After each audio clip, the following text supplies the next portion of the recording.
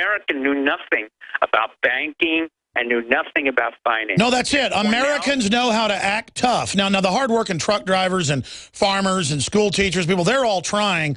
But literally anyone in the establishment now just goes around posing all day, talking about how smart they are.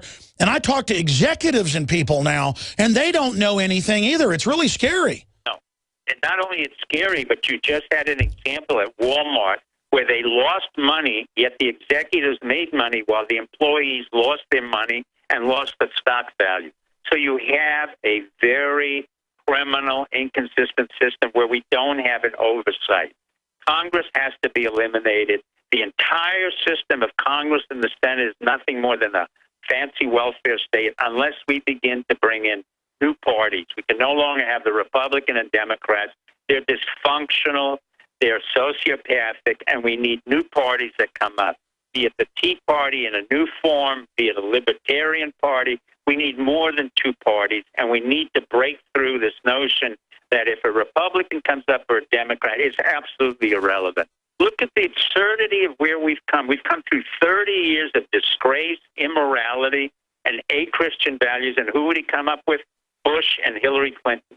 That is a disgraceful stigma on the American public to say these are the only two candidates that we have of a president. No, we should have had more candidates.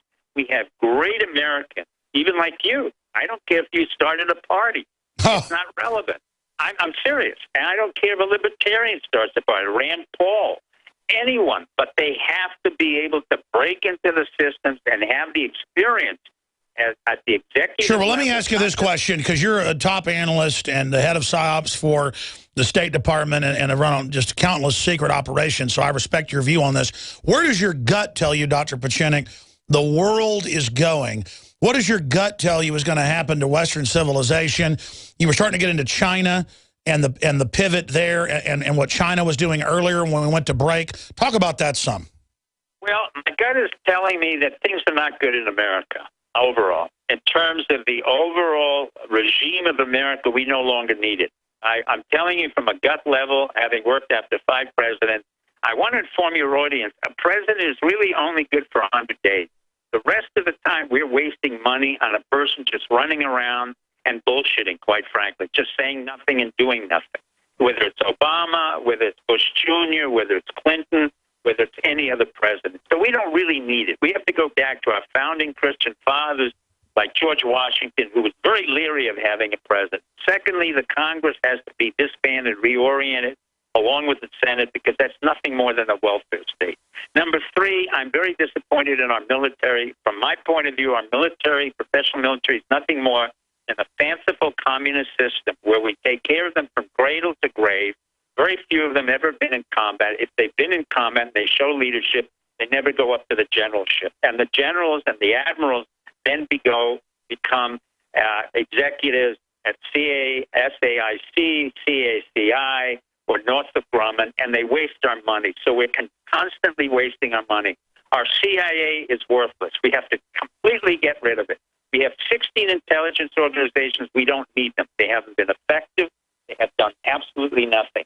Then we get back to the 3 branches of government. Now we get John Roberts, whom I do not respect, at the Supreme Court. This is an individual who's supposed to be Christian, yet he made one of the most stupid, illogical decisions that a corporation has the freedom of speech. He was paid off. I can assure you he was paid off. I can assure you he has a questionable background as a Supreme Court justice. He was appointed by nobody else than the stupidest Chief Justice Rehnquist, who Nixon hated. As much as we may have said bad things about Nixon, he cared about America. Well, that's why the establishment got rid of him, is because he wanted to be president, and they didn't want somebody acting like president. I agree with that. Let me ask you this question then. Looking at where this is going, I mean, I know the military at the top sold out, but when it comes to the enlisted, the non-commissioned officers, and even low-level commissioned officers, they're some of the most professional, informed people, and they listen to this show.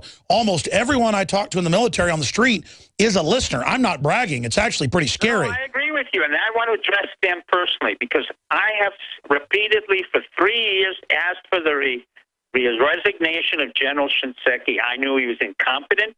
I knew he couldn't run the VA, and as I'm saying this to my VA veterans, and I'm a veteran, that he has to go. But he was so obstinate, so arrogant, and so incompetent that he remained there until men died.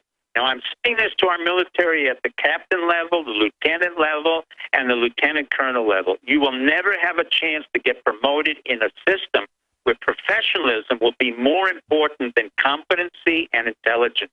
And that's why we need new leaders like Eisenhower to clean out every one of those generals. If I came in as Secretary of Defense, I would have fired 1,000 generals and admirals automatically, just like George Marshall did. So when we go back to the history of where we were the greatest, we had men who came in and dared to defy the system, dared to say to the generals, you're not qualified. Well, in the old days, most of the generals were combat vets. Now I looked it up, most of them have never even been in combat. Well, even the ones who were in combat vet, they had very little combat. I mean, Petraeus never really had combat vet. With all due respect to him, he was shot at a shooting gallery and then promoted himself all the way to the top. I think through all generals, there are other four-star generals that the NSA never saw combat. 30 hours in Iraq is not combat. And I'm not talking about just combat. I'm talking about understanding the strategy, the tactics of war, and what is our national security interest, and how do you manipulate it. Now, one of our military or intelligence officers really get trained in psychological warfare, psychological determination, group dynamics. So now that they're going to have to confront China, I have a whole commander of the Pacific who has to deal with problems of China becoming the #1 power. By the way, China next week will be the #1 gross economic country in the world. We have become the #2.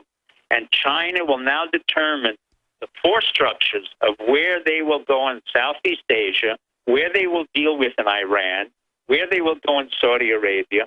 They have international connections to Africa, which we don't. So they don't care about human rights. What they care about is expansionism of money and power, and they are becoming extremely influential. There will be a point of confrontation now that I've never said before with China. Well, yeah, I mean, I'm not romanticizing Japan, but it looks like China is the one pushing it, saying we'll take islands, we're prepared for war. Do you think they might actually try to take some of those islands or take Philippine islands? Yes, I think here's the issue. When I wrote about Pax Pacifica, and some of us wrote in the Op Center books about North Korea and the Chinese episode, I think we have another book coming out with George Galdarisi and Dick Couch about the ongoing Chinese situation after Out of the Ashes. Basically what we're saying now is China will be the dominant force in Southeast Asia. They will dominate Vietnam, Philippines, Taiwan, Indonesia, Brunei, all of those areas of that Southeast Pacific area, and the Pacific will be dominated by China. Now, we claim Hillary, who's totally ineffectual, has no executive power, has been a liar since day one. Again, we're promoting sociopaths in Hillary Clinton, in Obama, in the Bush family. What we need are people who've had real experiences and can come on the line, and we have military officers now who have to deal with China in a negotiated way, also limit setting, and at the same time be able to confront what the Chinese call the cabbage strategy. The cabbage strategy is to lay in all kinds of boats and patrol boats around the Spratly Islands, the Paracel Islands. Why? Because there's oil. The most important point of oil in the Southeast Asia is around these small Paracel Spratly Islands, and it's been there for over 20 to 30 years, and there will be a confrontation between the Chinese and the Vietnam, and it's occurred over the past 4 or 5 days. I wrote about it 20 years ago. I predicted it would happen, and I will predict that China will keep pushing and pushing until it gets into a confrontation. All right, we're almost out of time. What do you think is going to end up happening in Ukraine? And what do you... Ukraine, well, Putin can only go so far. Putin is now hurting. We're hemorrhaging him economically. The ruble will go down. His bond rating went down to a junk bond. Basically, Putin is now the king of the junk bond. Ukraine is a dead asset. There will be no value to us in terms of going to war or doing anything in the Ukraine. There will be no civil war. Crimea does belong to Russia. It fought for it, lost over 1 million men in the Crimean War, lost 300,000 in battle. The British lost 100. The Turks lost 100,000, but it belongs to Russia. The rest of Ukraine he can have because it's a $15 billion debt asset.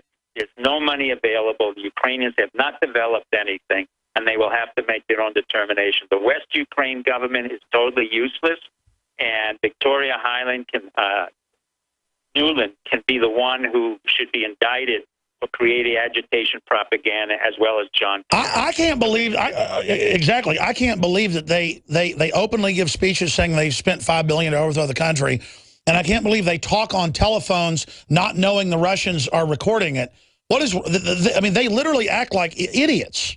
Well, not only idiots. That's called agitation propaganda. That's why the CIA, which I think she really works for, and John Kerry, whose father worked for the CIA, I think he's nothing more than a tactical kind of, I think, moron. Oh, you think they knew the Russians were listening and put it out? Yes, of course they did. Alex, you know exactly. When she said, fuck you to the European Union, she basically knew that. She wanted it picked up because they're not naive. We monitor, not I, but they monitor, the NSA monitors, the Russians monitor, everybody monitors, and she did that purposely as part of agitation propaganda. It's a stupid tactic. It was a stupid strategy, and now we're paying a heavy price. But I agree with you. Putin doesn't want the rest of it because there's no assets there. No assets. It's a $15 billion debt asset. He can't do anything with it. He doesn't really want it. But Soros wants it to say, oh, look, Europe's all screwed up. Give us trillions more as a banker bailout cover. Dr. Steve Pieczenik, I really enjoyed you coming on. StevePieczenik.com. The new book that you co-authored or developed with Tom Clancy is coming out of the ashes, and we'll have you back again soon. I really appreciate you coming on the broadcast. Thank everybody. Thank you always, Alex. Thank you so much. I appreciate you joining us. Okay, he's gone. That was a pretty straight-up interview he just gave us. I agree with pretty much everything he said from the perspective of the establishment. But what he's saying is really true. The New World Order is like a bunch of corporate interests getting away with everything. They have diplomatic immunity and are above the law and don't get taxed, and then avoid taxation and then lobby to have people that stay here's taxes raised. That will destroy the country. They don't care about stability. They don't care about their kids. Nothing. You people are out of control. I mean, it's crazy to realize that there's a New World Order computerized grid and a surveillance system, but it's all a bunch of crooks dialing into it, just running around looting. It's crazy town. It's like the globalists run the New World Order, but they're like German barbarians looting Rome. And I don't even like Rome, but I live here, and they're running around looting everything. Where are they going to go once the whole thing burns down? We should try to fix it, back out of it, have a moral society. Not burn it all to the ground, running around stealing everything and teaching kids 2 + 2 = 5 because you're a bunch of social eugenicists that hate it. It's crazy town, folks, is what it is. It really is crazy town. And all I want is stability and to have a future, and you people want to wreck everything. I'm talking to the establishment. You're nuts. And I'll say the average military person's awake. That's good. But the general staff are a bunch of scum. And they'll sell out to anybody, just like the Vichy French. Please support this broadcast. Spread the word about it. Tell your friends and family about it. Buy the books, the videos, the T-shirts, all of it at InfoWarsStore.com to help fund our operation to continue it and expand it. Thank you all for your support. Third hour coming up. I'll give the number out, a bunch of calls, a ton of news, covering the waterfront, straight ahead. Hour number 3. Nightly News Tonight, 7. PrisonPlanet.tv. PrisonPlanet.tv. Share your memberships. A chemical spill contaminating the water supply in 9 West Virginia counties. This year alone, over 300,000 people in West Virginia had their drinking water contaminated. What are the health effects of having these drugs in our drinking water? It's forced medical treatment without the consent of residents. My friends, water filtration is one of the most basic actions you can take to protect you and your family from the harmful toxins and heavy metals in your tap water. On average, the county says it sprays with the glyphosate at least once a week. Few filters cut out the glyphosate that is found in water supply supplies worldwide. Remove pesticides, herbicides, chloramines, hydrofluorosilicic acid, sodium hexafluorosilicate. Fluoride, it is in tea, it's in coffee, it's in water, it's in bread, it's in toothpaste. It is our responsibility to protect our families. The establishment's not going to do it. It's time to take action. It's time to filter our water. Visit InfoWarsStore.com and use promo code WATER to get 10% off their entire family of incredible products. Or call toll-free 888-253-3139.